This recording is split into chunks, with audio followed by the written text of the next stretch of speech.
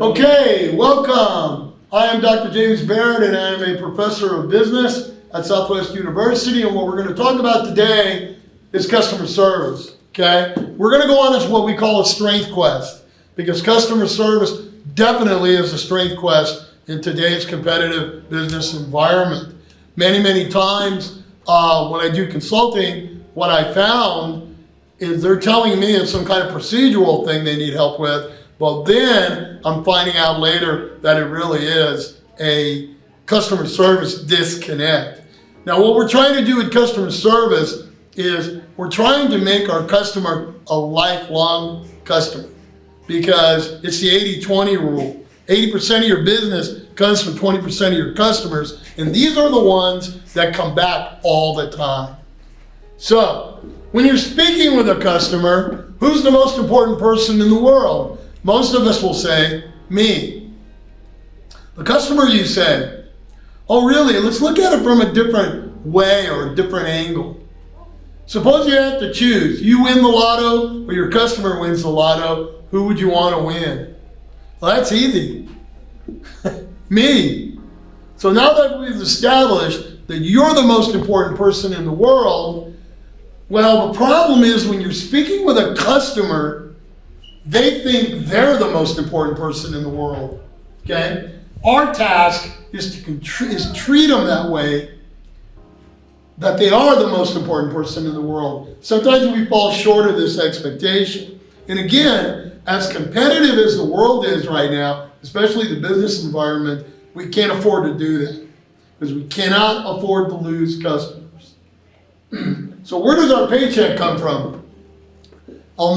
I'll never forget, I was doing this very same presentation at a local hospital, and somebody said, somewhere in Mississippi. And I kind of just laughed. Well, new telephone greeting, I'm going to use this with all the students. Good morning, Dr. Baird. Thanks for the BMW payment. Yeah, I know where my money comes from.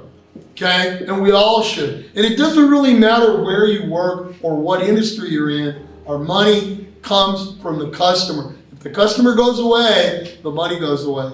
Okay, and in the final analysis, in any business endeavor, we have to make money to keep the doors open to serve our customers. And of course, from our customer, it's the bread and butter of any organization. You have to make money to stay alive. And we can look historically at a lot of different companies going back to the 1890s that just couldn't do it.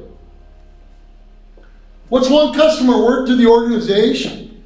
A whole bunch, okay? A whole bunch, one customer. The word of mouth communication that customers relate in the community is the number one way the organization's reputation is translated, okay? Word of mouth advertising is the best advertising. And our friends and family, of course, have come to us at certain times and asked us, who would you recommend for this or that? And we'll tell them. And we'll also tell them where not to go. Okay? So word of mouth is so important. It is one of the best ways to advertise your company or organization. Remember the time you went somewhere for some kind of service and the people were totally indifferent? Example, I didn't do it. Don't get mad at me, whatever. Okay, sure, leave. See ya. Have a nice day. Well, the question we have to ask, and this is something I witnessed, how did it make you feel? Okay, deserted? Okay, upset, of course. Now, here's the thing about this particular example that I'm giving you. This was at an oncology doctor's office. Okay, now I'm a doctor, but I'm not the kind that help people. So I don't know a whole lot about oncology, but I've got to say, if you're going to an oncologist, you're sick, and it's probably the most serious thing going on in your life ever. So this is wrong at so many levels. It's incredible, okay? So the lesson to this is not everybody can face front, okay? Not everybody can deal with customers. Some people are just naturals. I mean, it's amazing. Okay, they just got it. Others can fake it. A good friend of mine, Michelle, used to tell me, fake it till you make it. And it's so true. They're just good actors.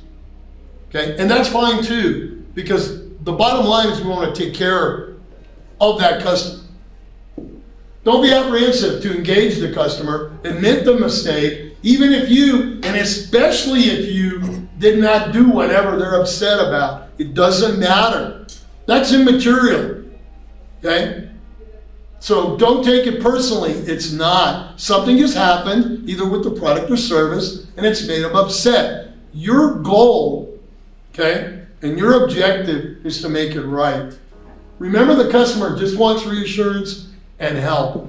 I'm waiting at the airport to get on a flight, and I'm sitting right by where the ticket agent is, and this very, very upset customer came up. It was Southwest Airlines, very upset, and they were upset because their flight was late, and they had a meeting to go to for a really big sale, and they were afraid they were going to be late, and he was trying to tell her, I can't be late for this, because if I lose this account, I'm going to lose my job. She handled it beautifully, beautifully. She said, you won't be late, don't worry, because we're going to get them here, and they're on their way, and we'll get you out the door. And he gave him drink tickets. Well, they don't do that anymore, but it was back in the day. And he was just a happy camper. And when his flight arrived, he went up there and thanked her. And I had to go up there. I waited a little while until the line went down. I went up there and I said, that was beautifully done. You just nailed that. And she looked at me and she said, I've been doing this a while, but thank you. And it's so true. They just want reassurance and help, okay? Give them that perception and you will have a loyal and dedicated customer. It's true. Perception is your reality. Whatever your perception is, that's how you see the world. Okay, so we have to give them the perception that we care and that we're going to take care of them. Take ownership. The organization belongs to all of you. It belongs to all of us. The challenge for the 21st century is not just satisfying customers. It's understanding customers. It's being prepared to serve a customer. It's helping an angry customer immediately. If you've got someone on hold or they have to wait for you and they're already angry, that's not helping them. Yeah, they're just going to get angrier. Okay? It's asking customers for information and it's listening to customers. Customers, well, everybody wants to be listened to, especially customers when they have an issue. Okay? It's being responsible for your actions when a customer calls. It's living up to your commitments. It's being memorable. And I like to call this memorable experience. We want people to have a memorable experience. Okay? When students take me for a class, I will guarantee you one thing. They might not like the class, they might not like my material, but they're going to remember me, that's for sure, because I'm going to make it a memorable experience. Okay? It's striving to keep customers for life. I had a student ask me one time, well, at some point I want to graduate. I just kind of laughed. But I said, if friends or family ever come and say, where should I go to school? They're going to, if they've had a good experience, a memorable experience, they're going to say Southwest University. Okay? And that's that word of mouth advertising. It's getting unsolicited referrals of how great the organization is from customers regularly, all the time. Okay? That's what we want. They used to have to mail it in. Don't have to do that anymore. We just email. When you start getting those, you know your people are rocking it like a hurricane. And that's what we want them to do because it separates us from everyone else in the market. And that's what we have to do. There is this misnomer going around where people believe, oh, if I build it, they will come. Wrong. You got to advertise. It's just too competitive now. There's no way. You know, it's not 1952. you've got to advertise, you've got to be out there in the market consistently, letting people know you're there. Treat every customer as though they were your favorite celebrity, hero, friend, neighbor, or your grandma. Okay, treat them all like that. Okay, give them that impression. We have to. Again, it is so competitive. And this is a great question. How else might you think of your customer? Well, you know what? They're your livelihood, man. They are your livelihood. If they go away, the job's going to go away eventually. So that's just how it is. And again, we're living in this competitive society. It's not about right or wrong, and I hear this all the time. But wait a minute, I was right. I'm like, well, to your perception, you were right. Okay? Someone may have another perception based on whatever's going on. Okay? It's how you react to and handle the problem. Telling a customer, no, but I'm right. Yeah, it's not going to help the situation at all. And more than likely, you're going to drive that customer away. And that's not what we want. It's all about perception. Perception is that customer's reality. Now, realistically, can we please everyone? No. But we can come really close. Good companies do that. Good companies do that. We don't want to satisfy a customer. Forget about it. Everyone needs to throw away that mindset of customer satisfaction. We want a delighted and loyal customer. That's what we want. The delighted and loyal customers come back consistently all the time. And that means a better life for our customers, a better life for our employees, and a better shelf life for our company. Really super important. Remember, get rid of that customer satisfaction stuff in your head. Delighted. That's what's going to keep the customer. The customer perception of good or bad customer service is your measure of success. And we all do this. We all have walked out of someplace because it wasn't the food or the ambiance or whatever it was the customer service that drove us away. If the customer has a different customer service definition than we do, our definition is invalid. Throw it out. In the end, customer perception is all that matters. Period. So how do we do this? Okay, there's three big factors going on here. We got to get real. And I don't know how many times a day I say that. But I do, because I'm like, get real, man. Get friendly and get wow. The get real factor is kind of interesting. It means putting yourself in the customer's shoes. How would I feel if this was happening to me? And that's exactly, that young lady from Southwest Airlines, that's exactly what she did. You know, here's somebody that's got a big sale. They probably have a family, and they're just trying to support their family. And now the flight's late, and they're afraid they're going to miss the meeting. Okay? It's all about you and the things you do and the things you think about. It's a chance to focus on your actions and put things into a realistic perspective about what you're trying to accomplish. It makes you think about how you felt when you got lousy service. You know, and think about that. You know, none of us want to go somewhere, spend a bunch of money, and then be treated badly. Yeah, we probably won't go back. One of the things I say about get real is if you're interviewing somebody for a face front job where they're taking care of the customer one-on-one, on the phone, on the internet, whatever, and they hate everybody, that's not the job for them, okay? Unless they're a fantastic actor. So sometimes it's how we pick people in relation to certain jobs.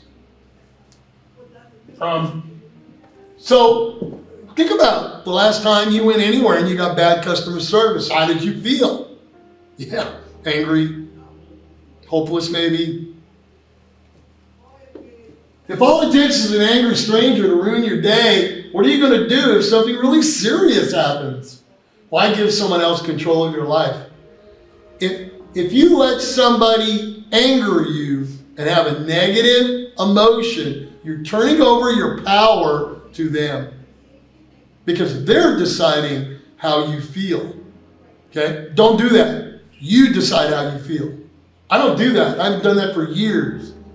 I decide how I'm going to feel. This gives you the opportunity to see things as they really are and challenge you to see them in a new way. And I want to give you the Radisson Hotel example. Okay? This is a big one. I was going to a conference, okay, in Seattle. I was going to present, and I normally stay at the Marriott. There's a lot of reasons why I normally stay at the Marriott, because it's consistent service all the time, and I've never been disappointed. But at this time, when I went, the Radisson was closer to the conference center, so I thought, oh, why complicate it? So I made the reservations for Radisson. 3 months went by. You know, I remembered the flight, but I didn't remember a lot of other things. So I get to Seattle, and I don't know if you've ever flown from El Paso to Seattle, but it's a long haul, man. And I went to get my baggage at the airport, and I got my baggage, and I was exhausted. The whole day started out at 6 o'clock in the morning, and I didn't get there until about 6 o'clock Seattle time, okay? So I was really tired. So, like I always do, I got my phone, I called the Marriott, and I said, you have a reservation for Dr. James Baird? And they said, oh, well, hi, Dr. Baird, we're going to help you and all that. And she got real quiet, and she said, I don't see a reservation here. And I said, no. I made that reservation 3-4 months ago. You've got to have it. She says, well, I don't see it here anywhere, but that's okay. She said, we'll come and get you. We'll fix it. Don't worry. Then it hit me. Oh, goodness, I'm staying at the Radisson. And then I said, oh, God, I'm so sorry. I'm actually staying at the Radisson. And she said, oh, this is right up the street. She said, I'll tell you what, you sound tired. And I said, yeah, I am. And she said, we'll come and get you, and we'll take you over there. So they were going to come and get me and take me to their competition. I think Marriott owns them now, but back then they did it. And I was like, oh, wow. And I said, you know what? Just come and get me, and I'll stay with you guys. And I did. That's how you get a loyal customer. Get friendly. Oh, my God. I got to tell you, I don't understand why people aren't more friendly. I mean, I kind of do with the stuff going on in the world now. But friendly is so important. I tell my students all the time, when you start working, you get your first real job, say good morning to everybody. Everybody. Good afternoon, good evening, whatever. Okay? When a customer calls or walks in, the first word said to him or her set the tone for the encounter. So the question you have to ask, how friendly are you? So that's going to drive people away. Right? And it's key. And here's the thing, first impressions. Yeah, that's it. It used to be, they say, oh, first impressions last for 7 years. It's not true anymore. It lasts forever.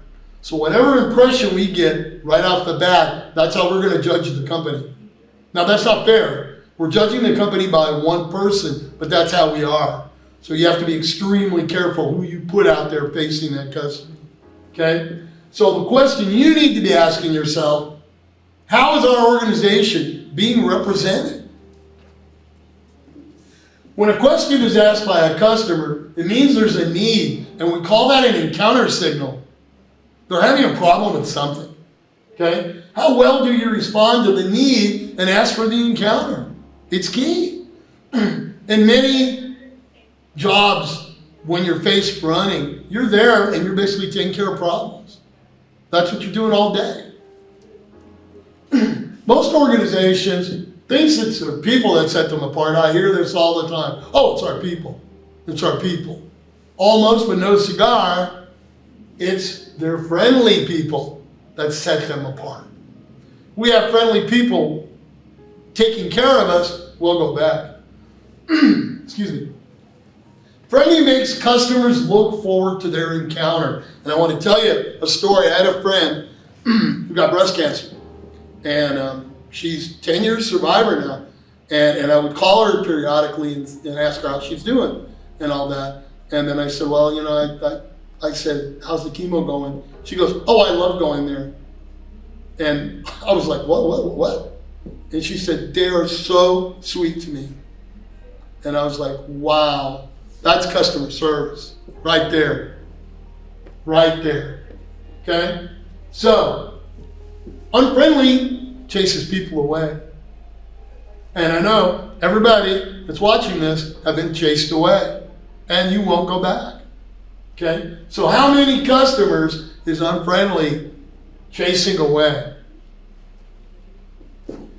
Whatever you say to a customer, good or bad, leads to word of mouth advertising.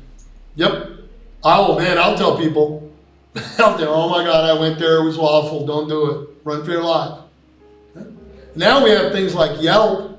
Now Google has one too, where people are going on there and they're saying how they feel, especially if they had a bad experience. So you've got to ask, what's the word on you? If friendly is so important, then why isn't everybody friendly? A lot of reasons for that, okay? But if you're dealing with customers and you're face fronting, you have to be friendly. And friendly can be taught. It can. One reason is people are too serious all the time. And this sets the tone for everyone. Use appropriate humor, and I say appropriate humor, in your day-to-day activities. If you think this won't work, ask Microsoft, Intel, Hewlett-Packard, Duke Medical Center. Duke Medical Center is a real interesting story. Duke Medical Center is a world-renowned medical center. It's known around the world. And they were having a very, very difficult time in the late 80s, early 90s. And they hired away one of the people at the Balanced Scorecard Institute to become the CEO. One of the first things he did, he bought an old style push ice cream cart. And what he would do is he would push that around and give some of the employees ice cream. And a lot of the employees thought he was crazy. Yeah, they were like, what? Who in the world? Where did they find this guy? Well, he was interviewed later, and they asked him, why did you do that? He said, they have to have a face with a name. He says, a lot of times what happened, you find out that you've got a new CEO, and then you never see him. And he said, that's a huge mistake. That's why I did it. And I figured if I gave them ice cream, they'd be more receptive. And I'm like, yeah, if you were offering me ice cream, I'd be like, cool, okay? Train everyone to be friendly and to act friendly all the time. Friendly has to be done on purpose, okay? But yeah, you've got to be friendly. There's no other way now. Not in the world today. Couple things you can do with friendly. Smile. Oh my goodness. Smiling is an instant bond when someone says smile and good morning. Okay? Many times, and I say good morning to everybody, when I say good morning to someone and smile, they kind of very quietly say good morning. But as time goes on and I see them every day, after a while, they're the ones that say good morning to me first. Okay? Greet the customer. And oh my goodness, if you know their name, greet the customer. Hey, Dr. B. Hey, James. Hey, Carrie. Hey, Alan. Name recognition is an instant bond. There used to be an old show called Cheers, and one of the characters was Norm, and he'd walk into the bar and everybody would go, Norm! Instant bond when they know your name, because you walk away going, wow, I came in here once, I was here for about an hour and a half, and they know my name. Instant bond. Use open body language. Don't stand there like this, okay? Because actually, when somebody stands there like this, kind of reminds me of when my mom was upset with me about something. And I always say, what are you upset about? Okay? Use open body language, always. Okay? Make eye contact. I'm a big one on this one. And yeah, because if you're not looking at me, if I'm interviewing you for a job and you can't look me in the eye, you're probably not going to get hired, at least not by me. Because I'm thinking to myself, what are they hiding? So make eye contact. Really important. Okay? Thank the customer. You have so many choices in everything these days, products and services. You can go anywhere. So thank them. Thanks a lot. Appreciate it. Train friendly. Train people to build themselves first and then the organization. Yeah. This is where you need to start. You need to build the person first. Because sometimes they just need to know what they need to do to be successful with the company. And as leaders, that's our job. Train people on what to do in the 25 real world situations that occur when a customer calls or visits. I used to do this when I used to train faculty. We had 25 things that are going to happen. Now, what do? Right? And it worked great. And you can do this with any job. Any job. When interacting with a customer, concentrate on the person, not the personality. Some people, unfortunately, are just stinkers. I mean, there's no way out of it. You know, but don't concentrate on that. Concentrate on the person and the problem. Fix the problem, and the personality will probably get better. Okay? Hire only happy people. Oh my goodness. I remember the first time I said this, everybody looked at me like I was crazy. And I said, only hire happy people, because I'm going to tell you, if you hire someone that's inherently unhappy, they're going to take everyone around them with them. Hire happy people. Create a friendly atmosphere on the inside and the outside. Live friendly. I'll tell you a story. I was doing some consulting, and it was at a call center. Now, they thought they had procedure problems, and actually their procedures on how to handle the different customers with the different companies was actually pretty good. And I was going, there's something else going on here. Okay? Turned out to be leadership. And we called corporate, and I asked them, I said, would you mind if we interviewed some of the employees? And they said, yes, go ahead. That's fantastic. And this one gentleman came in, young gentleman, and he sat down, and I started it like I did with everyone else. So how's it going here? He goes, well, let me tell you how's it going here. Okay? I wake up every morning and I'm upset because I haven't died in my sleep and I got to come here. And I was like, wow. And I told him, I said, that's not healthy. You need to find a new job. But yeah, we've got to create a happy atmosphere. Why can't work be happy? Who says? Well, where's the rule? I want to see the rule. Okay? If you create a positive environment, guess what? People are more positive, and they're more positive to the customer. And that's what we want. We want them positive to the customer, because if you're positive to the customer, more than likely they're going to buy more. And that's the point. Okay? You can't change a person's home life, but you can make the workplace friendly. You know, I've had a lot of people, all the places I've worked, they would tell me I love coming here and working. And I'm like, really? And they go, yeah, it's pleasant. It's a pleasant atmosphere here. You should accomplish. Be friendly to everyone.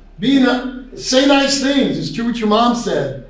You know, you don't have anything nice to say, don't say anything at all. Okay? And create a happy environment. If you create a happy and positive environment, what we have found through research and just my personal experience is the employees get more motivated. They feel more empowered, okay?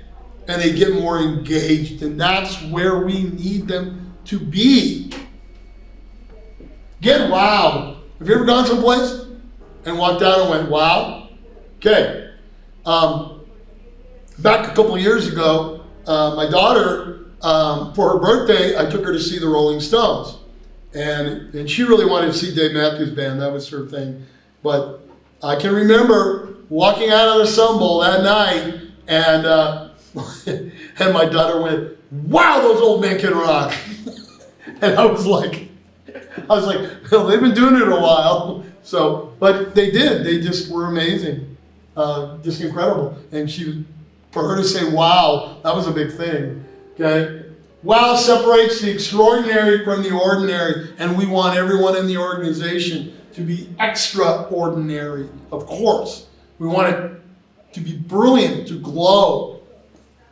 It separates the weak from the strong. Absolutely. Absolutely it does. Separates the sincere from the insincere.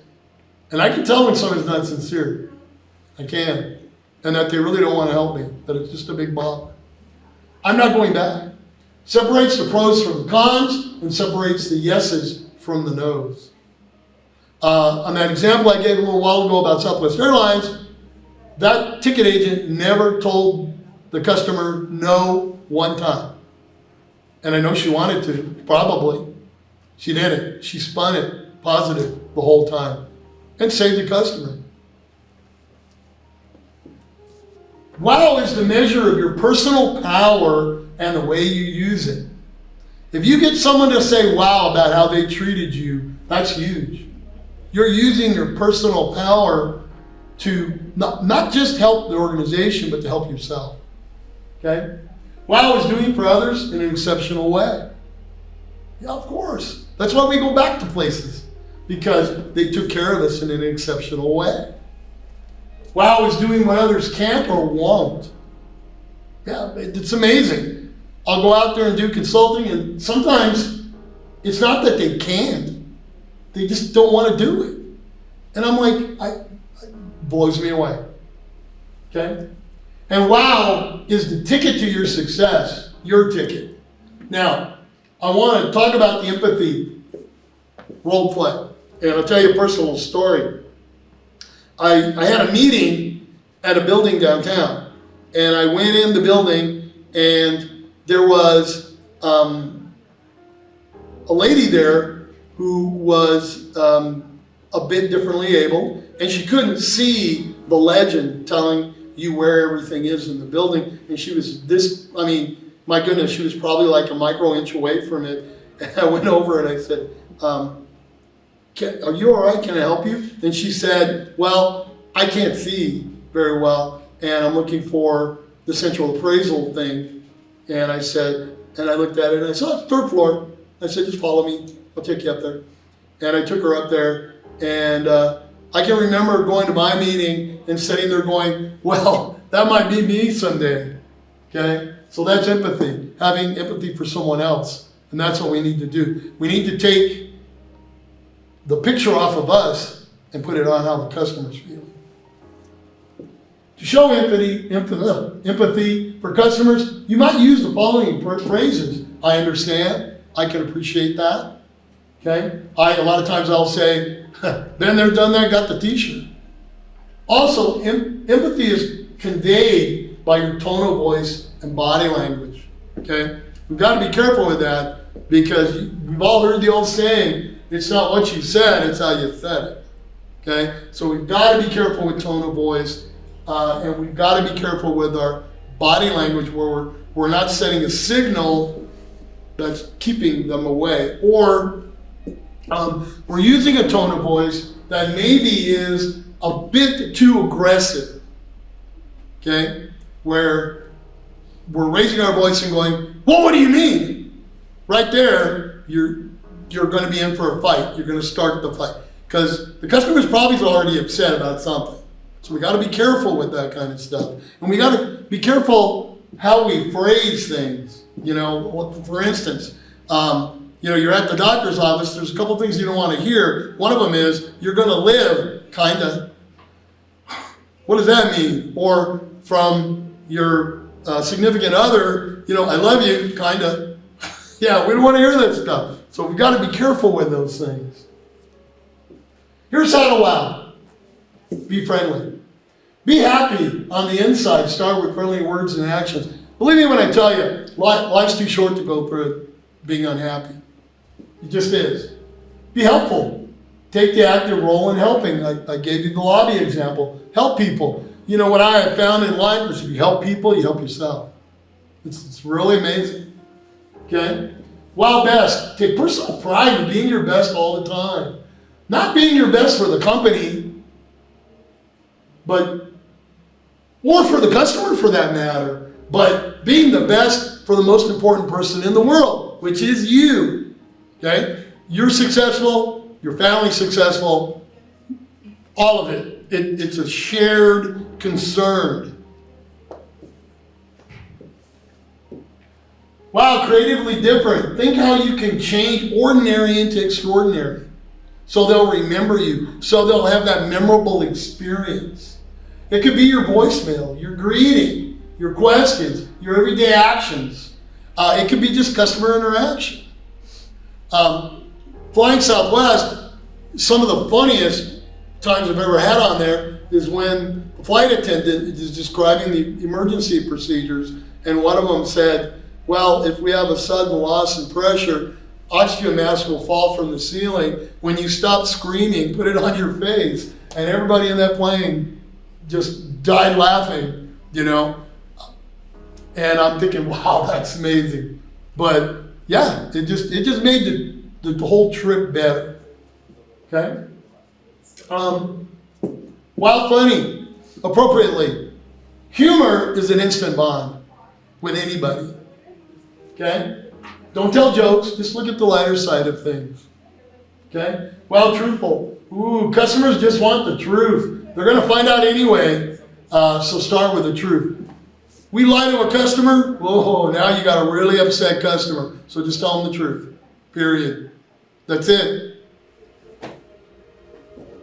While real, just be yourself all the time. Okay? And if yourself ain't good enough, then change. And we can change. The only person we can change is ourselves. And we must change it to be more successful.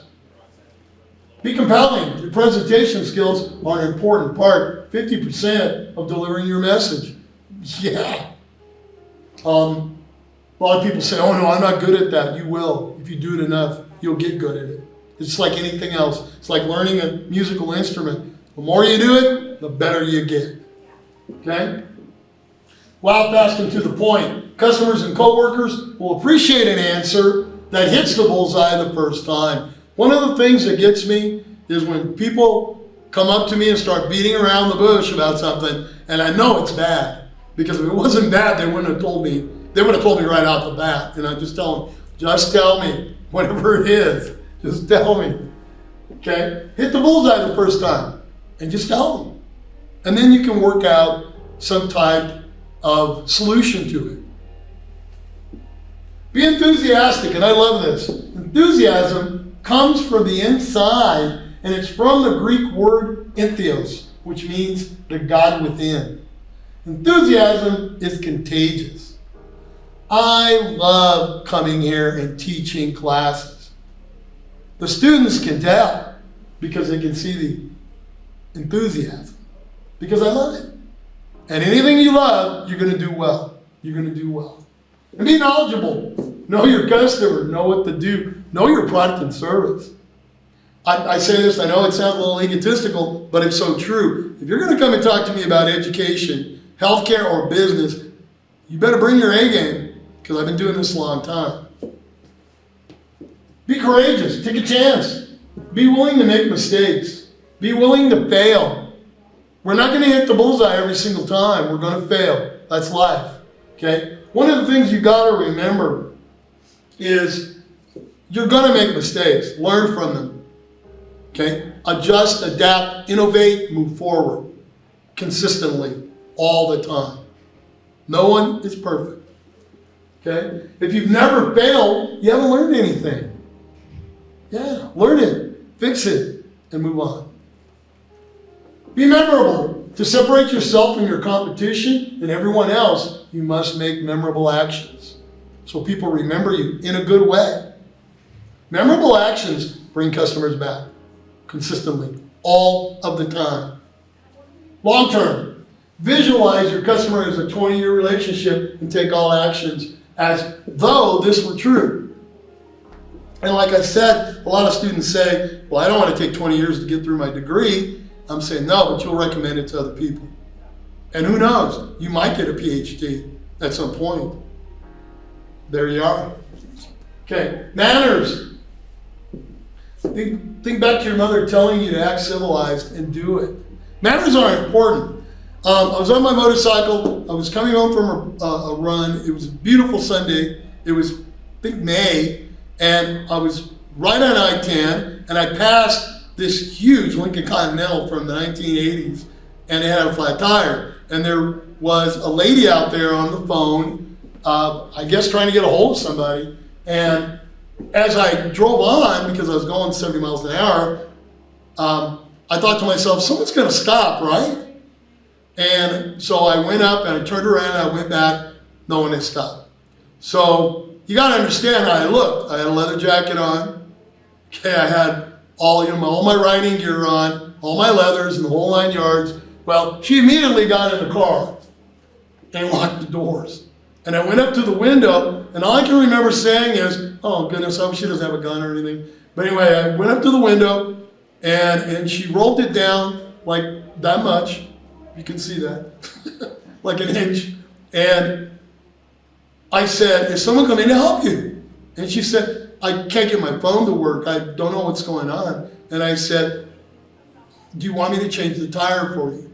And she said, would you? And I said, yeah. And she popped the trunk from inside. And I went out, and it was really funny because this was a big old giant tank of a car, and it had a little bitty spare tire. And I was like, oh.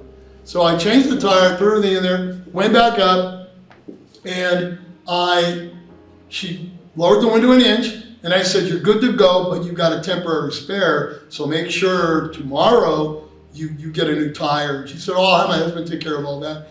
And she thanked me, and she tried to give me $20.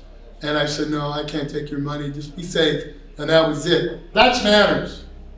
That's what we need to be doing. If we did more of that, we'd have less problems in the world. Okay? And those are the kinds of things you need to do for your customer. Wow, understanding, be patient. Take time to listen. Be empathetic with the situations of others. Take actions to show you care. Okay? Be confident in what you say and the way you act. And the way you do that is to really know your product or service. Okay? Be confident. You'll gain confidence. Don't confuse confidence with arrogance. Okay? One works, the other fails. Nobody likes arrogant people. Nobody. Be yourself. You must be positive, enthusiastic, focused, polished, and a genuine person from within before you can ever show it or be it to others. And then you can do that by practicing it. Wow. Able to get a smile or hear someone say wow? Once you hear wow, it's an addiction. And a good one. And you'll want to hear it again. So smile. Greet everyone that walks in. And have the mindset, I'm going to help. Wow continued. Greeting. Greet everyone that comes in. Say good morning, good afternoon, good evening. How may I help you? Okay? To everyone. And smile.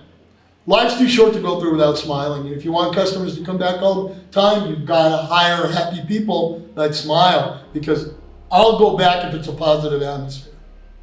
And we're all like that. Want to know if you're on the right path? You got to watch, look, and listen as leaders. Watch for smiles. When you get them, you're on the right path. Look for unsolicited emails of thanks and praise. You're on the right track. When you get them, you're on the right track. Okay? Listen for thanks. When you hear it, you're on the right path. Customers don't say thanks unless they mean it. They don't. If they don't mean it, they'll just walk away. Listen for wow. When you hear wow, you're on the right path. All the time. So, thank you. I appreciate it. I hope this will help you in your customer service needs. If you need training or you need help, you can contact me at Southwest University. We'll be glad to help you. Thank you very much.